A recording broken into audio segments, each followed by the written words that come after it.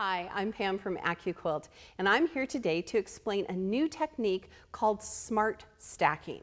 Now, smart stacking comes from Eleanor Burns, queen of all quilting, in her book called the Go Sampler Book. Basically what it is we're going to teach you how to stack fabric on top of a die in order to cut it efficiently and not waste any fabric.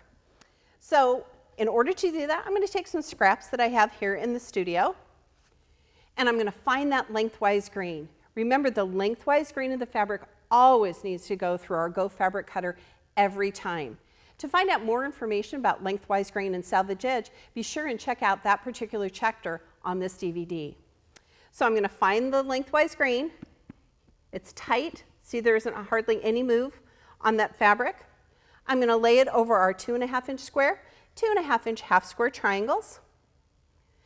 Want to make sure you just barely cover it, maybe 1/4 of an inch. Then I'm going to put right sides together, so when I'm done, I can pull off those half square triangles and chain stitch them.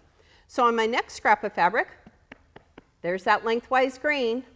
Set it right on top of that first set of fabric, and we're going to do it one more time. You want to make sure you don't have more than 6 layers of fabric anytime running through your dies.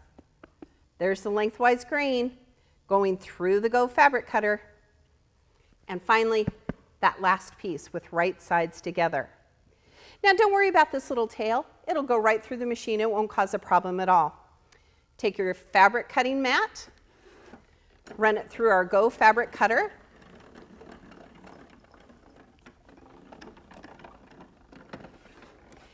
and when you slide off that mat, don't lift it up, otherwise the pieces all come flying off.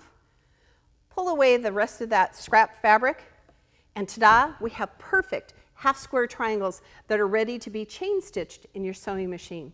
So isn't that a great technique? It's called smart stacking. We'd like to thank Eleanor Burns for coming up with that.